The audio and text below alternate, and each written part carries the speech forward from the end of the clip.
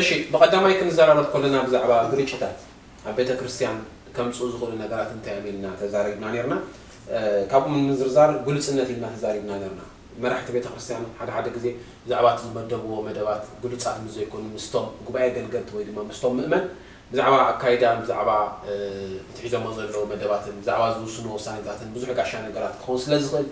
እዚ ግርጭታት ከምጽእ ከም ዝኽእል ተዛሪብና ነርና ካልእ ሓደ ግዜ ክዝረብ ዘይክእል ዘይግብኦ ነገራት ይዝረብ ንኣብነት ገለ ካብ መራሕቲ ገለ ካብ ምእመን ብዛዕባ ኣብ ሂወቶም ኣብ ስድሮም ኣብ ሓዳሮም ዘጋጠሞም ፀገማት ወይ ጉድለታት ወይ ምናልባት ዝተጋገይዎ ወይ ዝተዓንቀፉ ሓደ ሓጢኣት ካብ መራሕቲ ክወፅእ ዘይብሉ ነገራት ምዝወፅእ እዚ እውን ግርጭታት ከስዕብ ከም ዝኽእል ተዛሪብና ነርና ካልእ ብዛዕባ ናይ ረኣያ ፍልልያት ወይ ከዓ ናይ ቀዳምነታት ምሃብ እውን ኢልና ነርና ማለት እዩ እንታይ ማለት እዩ ምናልባት ቤተ ክርስቲያን ኣብዚ ግዜ እዚ ህንፃ ክሰርሕ ይሓስብ ይኸውን ገለ መራሕቲ ማለት እዩ ገለ ካብቶም ካልኦት መራሕቲ ወይ ገለ ካብ ኣባላት ድማ ኖን ኣብዚ ግዜ እዚ ነዛ ቤተ ክርስቲያን ዘድልያ ዘሎ ወይ ከዓ ነዚ ዘድልዮ ዘሎ ወንጌል ምብፃሕ እዩ ንሕና እቲ ቀዳማይ ዕላማ እዚ ክንበፅሕ ኣለና ክብል ይኽእል ገለ ድማ ኖ ሕጂ ፀሎት እዩ ዘድልየና ንስሓ እዩ ዘድልየና ዝተፈላለዩ ነገራት ሓደ ግዜ ብስምዒት ሓደ ግዜ ድማ መንፈስ እግዚኣብሔር ኣብ ልቢ ሰባት ብዝቐምጦ ወይ ድማ ፀጉኦም ብዝደፍቆ ነገራት ፍልልያት ናይ ረኣያን ናይ ቀዳምነታት ክመፅእ ይኽእል እዩ ካልእ ብዛዕባ ስጋውነት ተዛሪብና ነርና ምዕራፍ 4 ያዕቆብ ከምኡ ኢሉ እቲ ኣብ ማእከልኩም ዘሎ ውግእን ባእስን ስኻበይ ዝመፅእ ኢሉ ካብቲ ኣብ ኣካላቶም ኮይኑ ዝዋጋእኩም ዘሎ ፍትወት ስጋኹም ዶ ኣይኮነን እዩ ኢልና እዚ እንታይ ማለት እዩ ሓደ ግዜ እቲ ስጋውነት ወይ ድማ እቲ ብስጋኻ ትደልዮ ዘለኻ ነገር ካሊእ ግን ክትዛረበሉ ስለ ዝሕፍረካን ዘሰክፈካን ሓደ ግዜ ድማ ንዓኻ እውን ከምኡ ስለ ዘይመስለካ ብዛዕባ ካልእ ነገር ትዛረብ ንኣብነት ኣብ መሪሕነት ቦታ ክትከውን ባህ ይብለካ ሞ ግን ከይተረዳእካ ወይ ድማ እናተረዳእካ ድማ ነቶም ኣብ መሪሕነት ዘለዉ ሰባት ብዛዕባ ዝገብርዎ ጌጋታት ማይቀጥነ ዚ ዓይነቱ ነፍሲ ወከፍ ንኣሹን ዓበይትን እንዳኣረኻ ጌጋታት ትወቅስ ትዛረብ ስለዚ ትዘዛረበካ ዘሎ እኮ ካልእ ውሽጥኻ ዘሎ ግን ካልእ ትዛረብ ስለዚ እቲ ኣብ ማእከልኩም ዘሎ ውግእን ባእስንሲ ካብቲ ኣብ ስጋኹም ዘሎ ፍትወት ስጋኹም ይመስለ ስጋውነት ብመንፈስ እግዚኣብሔር ተቐፃፂልካ ንዕዮ ኣምላኽ ነቲ ናይ እግዚኣብሔር ዕዮ ጥራይ ኣተኩሮን ዕላማን ጌርካ ዘይመሓዝ ካብ ዝመፅእ ነገራት እዩ ማለት እዩ ካልእ ባህሊ ተማዕበል ኢኻ ብሓቂ ኣብ ቤተ ክርስቲያናት ነዊሕ ዝኸደ ቤተ ክርስቲያን ወይ ነዊሕ ምስ ከድካ ናትካ ባህሊ ተማዕበል እዚ ሳይናትና እዩ እዚ ኣብ ቤተ ክርስቲያን ኣይፍቀድ እንዳበልካ ነቲ ናይ ኣምላኽ ሓሳብ ምኽልካል ከይኮን ግርጭታት እውን ብኡ መጠን ከይምፅእ ክንስከፍ ይግባኣና ማለት እዩ ካልእ ኣድልዎ ገፅ ኢልና ነርና ኣድልዎ ገፅ ማለት ከዓ ኩሉ ግዜ ኣብ መንጎ ዝተፈላለዩ ሰባት ማለት እዩ ዝተፈላለዩ ሰባት ቃል ኣምላኽ ንጹር ገይሩ ዝነገረና ብሓቂ ኣብ ገፅ እግዚኣብሔር ኣድልዎ የለን እግዚኣብሔር ሲ እንታይ ኣይኮነን ገፅ ሰብሪ ኣይዳሉን ኢልና ኣብ ሰባት ግን ከምዚ ያዕቆብ ከምኡ ኢልዎም ኣሎ ኣብ ማእከልኩም ስባዕባዕ ዝብል ክዳን ዝተኸደነ መፅአ ነቲ ሓደ ተስኢካ ነቲ ሓደ ብዝኸፈል ትብሎ ነቲ ከዓ ተስእ ትብሎ ኢሉ ስለዚ ብትሕዝቶ ብዓቕሚ ብፍልጠት ብደረጃ ብስታተስ ሰባት ኣብ ዝፈላለዩሉ እዋን ኣብያተ ክርስቲያናት ህዝቢ ምእመን ሓደ ግዜ እውን ብጣዕሚ ዘሰክፍ ነገር ኣብ መራሕቲ ከይተረፈ ናይ ረኣያ ፍልልይ ይግበር ማለት እዩ ብግህዶ ዘይክኸውን ይኽእል ሓደ ግዜ እውን ኣብ ውሽጥኻ ኣሎ እኳ ኣይትፈልጦን ኢኻ ግን ናይቲ ዝተሰማዕ ሰብ ሲ ናቱ ርእቶን ናቱ ሓሳብን ናቱ ዘረባን ዝያዳ ነቶም መራሕቲ ይስምዖም ዝያዳ ኣቓልቦ ይህብሉ ፈሊጦም ወይ ከይፈለጡ ኣቓልቦ ሂቦም ከይሃቡ ተረዲኦም ከይተረድኦም ማለት እዩ ወይ ድማ ኣብ ኣባይቲ ሓደ ግዜ ፀገማት ብዝተፈላለዩ ምክነፅእ ከሎ ምብፃሕ ዝበዝሕ ግዜ ናብቶም ብደረጃኦም ድሓን ዝኾኑ ሰባት ክኸይድ ከሎ እዚ ድማ ኣድልዎ እዩ ስለዚ ግርጭታት ካብ ከምዝን ካልእን ክመፅእ ይኽእል ግን እዚ ብቐዳማይ ዝሓለፈ ርኢና ስለዚ ሕጂ ድማ ናብ ካልእ ነገር ክንሓልፍ ኢና ማለት እዩ ኣነ ድማ ምዚ እኒኽሎ ፀንሐ እንደገና ክውስኸሉ እንታይ ኣለና ገለ ካልእ ፀገም ዘምፅእ ድማ እዚ ምፅውዋር ኣብ ንሓድሕድና ዘይምፅውዋር ማለት እዩ ምፅውዋር ማለት ኢና ክብል እየ ገለገለ እዋን ሓደ ፍጡን ክኾን ይኽእል ማለት ቅልጡፍ ክኾን ይኽእል ኣብ ሳርሑ ሓደ ድማ ህድእ ዝበለ ወይ ዝሕል ዝበለ ክኾን ይኽእል ኣነ ተዝቐልጠፍኩ ነቲ ዝሕል ዝበለስ ዘይቀልጠፈ ኢለ ምስኡስ ከምዚ ኣንፃሩ ክለዓል ወይ እውን ናብ ግርጭ ዘልዕል ነገር ክወስድ የብለይ እንታይ ደኣ ክትፃወሮ ኣለኒ ጎኒ ድማ እንታይ ኣሎ እቲ بتعمل زحل دما نتحدى تقطف دما كم زحوير كان يلو خبر يقولون انتهي ده كنت يوسف تصاوير خيد له بزح شعب انتهي قات معنا تحدى من البات برتع كون خلي تحدى بتاس بمنديو تاس بفلت أديو دخل زبالة خون خلي كوينو جن تزبر تعاس نتدخم نختصر على برتع زخم زلون بر السنة هو جيتها تعقوله سلازس نحن نتصاور يقبلنا كم نفس ناسي أبوتها يتحدث بالتناس نحسب يقبلنا بناتنا أتحسب راح نكيد يقولنا زد ما حد خاطر قلتش ده صعب كوين يسمعني أبيت كريستيان ويا أبيت فرايم أبيت كريستيان كان نري كم تاي تبقيسهم كنا بالدماء كابود الدر خون خاليو انت عينت قرتشت كم زمص صعبين كم زلوا نري هذا زماري الفرنت خويلو تحدا ان خاليو تحدا صبق سبي خور كلو تحدا ما انا خونا لني يزبل بو تبقيسهم سي تكرسي سورس كسدد خالي ازي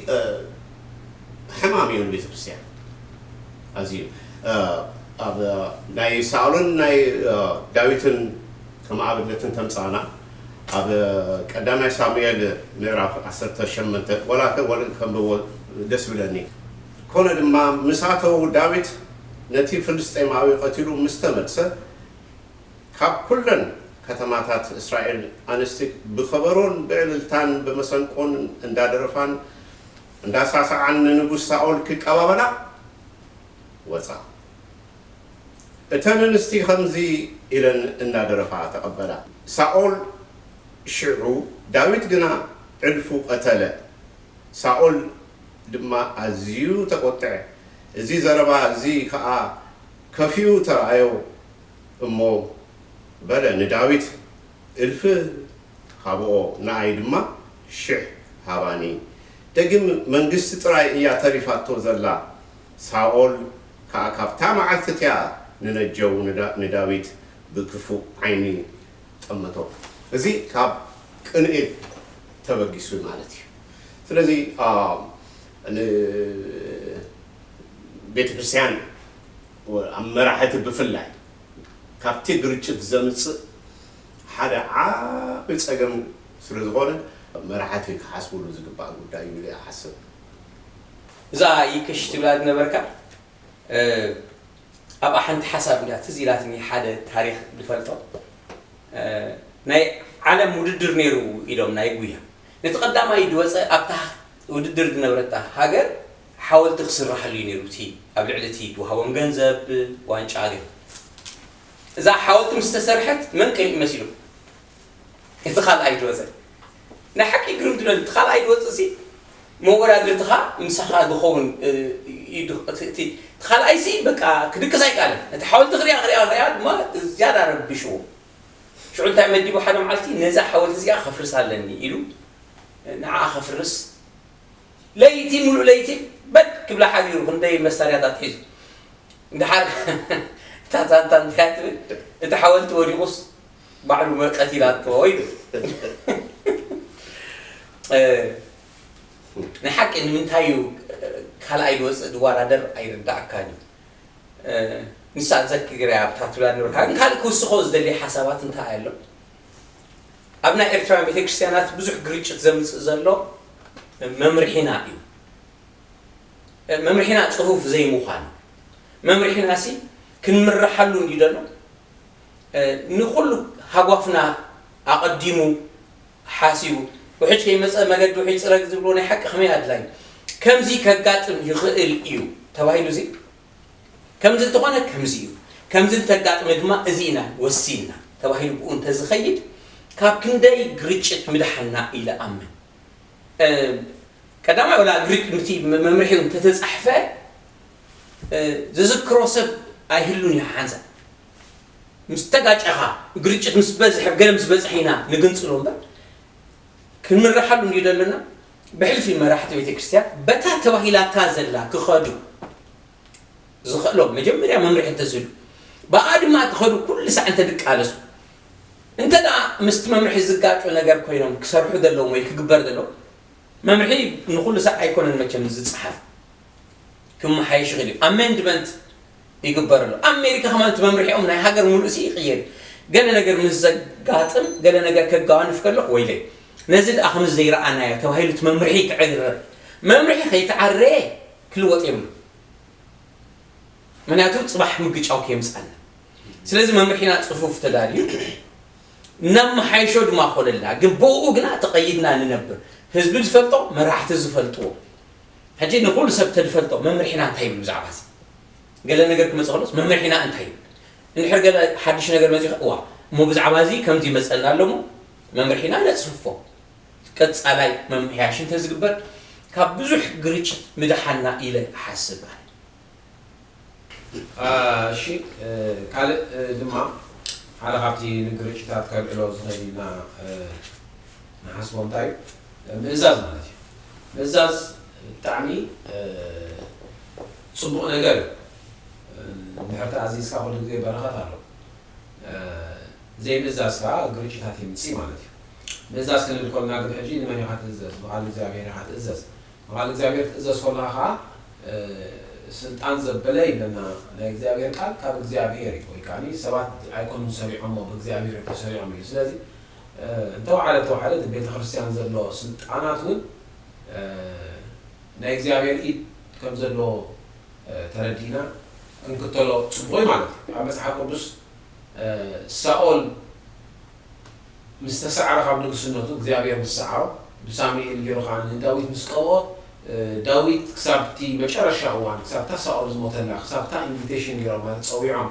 طبعا يدان عن قصة الناس تبذلوا بقدموس إسرائيل تأتون توصلون سنسخارين بركاني لهم تعزى سراويتنا سؤال كلوز دوروا عبر كتب هم الناس ذكروا سب صوعوا لسه تسأبيو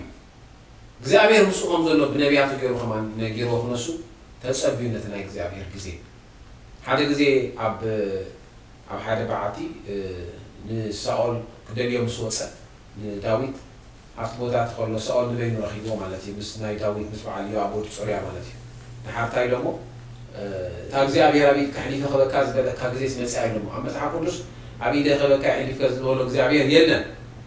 جزي أبيرون أيبرون نتوزلو أبي يحليف مع أبي يكون يحليف يبو أبو جيمون لازم جزي أبير زي ولا نجار كسب العقوسي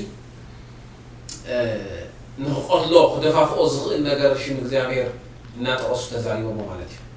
حجي انتاي نايز يقول مالتي متصباي نتناي زعير جزء نتناي زعير ساعة متصباي تصبغي مالتي أوجتو قناعات ناي زعير أوجتو ناي زعير تصبغ نجار أوجتو زدفع فوق نجار نتناي زعير عيو أين بركنا من عين خدنا ما نعرف زعير ساعة أو ساعة كل زعير توشتو زغورة نجارات نيري جن قناعات نبين أقول هيكون ጸጋ ለበይሩን ወል አይኮነን እግዚአብሔር ሰዓት በጣም ያገዳሲ ማለት ነው ናብዝ ሁሉ ካ በመእዛዝ ሐሊፎ ማለት ነው ስለዚህ መራሕትና ኣብ ቤተ ክርስቲያን ዘሎ ማለት ህጋጋዊ አይኮኑም የሚልና ሐሳብ አይነና ሰባት ሳብ ስለዝሆኑ ህጋጋዊ ይሁሉ ያው ናሽና አሽሩ ጌጋታት ብዙሕ ኣብቲ ሐሳብ አምላኽ ምትግባር ጽልዋ ዘይብሉ ነገራት ሳብ ዝሆነ ካን سواء مهام تردينا دهامهم تردينا كن إزاز تعميد صبوا مالتي سلازي بمت أنت إزازو فقرة حد كايف الله تحبرتوني حلوي مالتي سامي من بعده تأتي إلي نيرو إلي جيغان لا جبر خلو لك إلي جيغان لا جبر خلو زعبير نعود أتزارب خلو صار مشهر الشخص أبتك زعبير زل له سني حمالتي هذا خبتي نقرأش تاكل بسوز ولا نقرأ زي ما زاد مالتي لازم إزاز كهو يقول زهود يمين عن حسب النقد مالتي. كان أبزي قريتشت عبيت على تصوت ويد ما أبغيتش كاب صحنا زخل زي أبيت كريستيان زكبر أقول قلت أب المحضر نقوله أب تشماغلة نقوله أبتي كله أنا أقول قلت كفلا قلوسات نقوله المنسوسات نقوله أتي ጸጋ ዘለው ወሰብ ወይ ድማ እቲ ብቑዕ ዝኾነ ነታቦታ ሰብ ኣብታ ቦቱ ወይ ድማ ኣብታ ልክዕ ናቱ እግዚአብሔር ዘቐመጦ ቦታ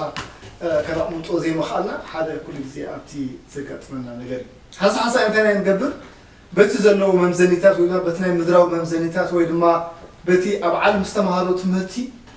ብኡታት ኢና ነቲ ናይ እግዚኣብሔር ኣገልግሎት ክግልገል ወይ ድማ ክዕየ ንፍትል ሕጂ ከምዚ ከጋጥም ከሎ ኩሉ ግዜ ኣገልግሎት ናይ መንፈሳዊ ነገር እዩ ብመንፈስ ዝዕየ ኣብ መንጎ ብመንፈስ ዝዕየን ኣብ መንጎ ብስጋ ዝዕየን ፍልልዩ ዓብ ነገር ዘሎ ምናልባት ፍልጠት ክህሉ ክእሉ እቲ ርእሲ ክህሉ ክእል ኸውን ግን ጎኒ ጎኒ ግን እቲ መንፈሳውነት ወይ ድማ እቲ ፀጋ ኣብቲ ብቕዓት እቲ ከገልግል ዝኽእል ሰብ እንተኣ ዘይሃልዩ ግን ንሱ ሓደ ካብቲ ግጭት ከምፅእ ዝኽእል ነገር እዩ ፓስተር ሳምሶን ሓውና ካብ ዓድን መፅኡ ክህሉ በለና ዓለም ነቲ ናታ ፖዚሽንስ ነቲ ዘለዋ ነገር ፅቡቅ ኣፍራይ ዝኾነ ወይ ድማ እቲ ኣድማዕ ዝኾነ ነገር ክሰርሕ እንተረኣ ኮይና ፅቡቅ ጌራ መን እዩ ኣብዛ ቦታ እዚኣ ትመፅእ እንታይ ዓይነት መምዘኒታት ኣለዎ እንታይ ዓይነት ብቕዓት ኣለዎ እንታይ ዓይነት ትምህርቲ ኣለዎ እንታይ ዓይነት ባክግራውንድ ኣለዎ ንዓኸ ነታ ቦታ ሒዙ ከፍለና ክእል እዩ ነታ ዝዓበየ ራእይ ወይ ድማ ሚሽን ናይታ ትካል ኣብ ምውቃዕ ናቱ ተራ ዘለዎ ፍልጠት ዘለዎ ክእለሲ ክሳዕ ክንደይ እዩ ፅቡቅ ገለም ዝግምግምዎ ነዚ እንተረኣ ነቲ ናቶም ተልእኾ ናይታ ትካል ተልእኾ ንዕኡ ክመጣጠን ዘይክእል ብቕዓት እንተረኣ ዘይብሉ ኮይኑ ናብቲ ቦታ ትፈፅሙ ኣይመፅን እዩ ኣዝዩ ብዙሕ ህዝቢ በብሓንቲ እናፀረዩ ስክሪን እናገበሩ እናፀረዩ ናብቲ ኣዝዩ ፀብለል ዝበለ ብቕዓት ዘለዎ ሰብ ኣብ ኮፍ ኣብሎ ነዚ ኩሉ ግዜ ንሱ እንታይ ማለት እዩ ሽዑ ኣብታ ቦታ ብብቕዓት ክፍሪ ከሎ ንርኢ ሕጂ ቤተክርስትያን ልክዕ ከምኡ ዓይነት መምዘኒታት ከተማልእ ክትገብር ኣለዋ ኣይኮንና ንብል ዘለና ግን ንሓደ ዘለዎ ናይ ኣገልግሎት ቦታ ንዕኡ ዝመጣጠን ፀጋ ዝተመስከረሉ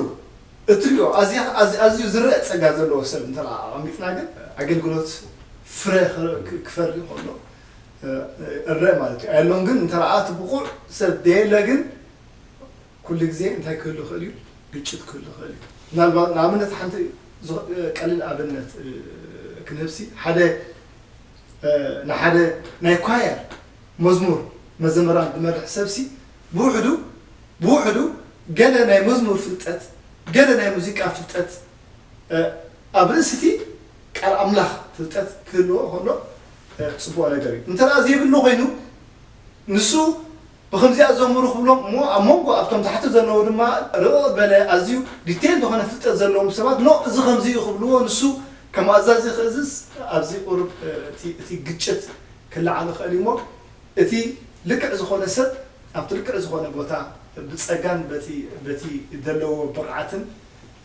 ክኣቱ ከሎ ግን ኩሉ ግዜ ነቲ ኣብ ግጭት ክመፅእ ዝኽእል ነገር ሓጋዚ እዩ ዝብል ኣረኣእያ ይደልን እሞ ብቕዓት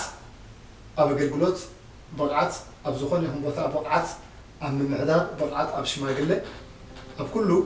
እዚ ነገር እዚ ክማላእ ኣዝዩ ኣገዳሲ እዩ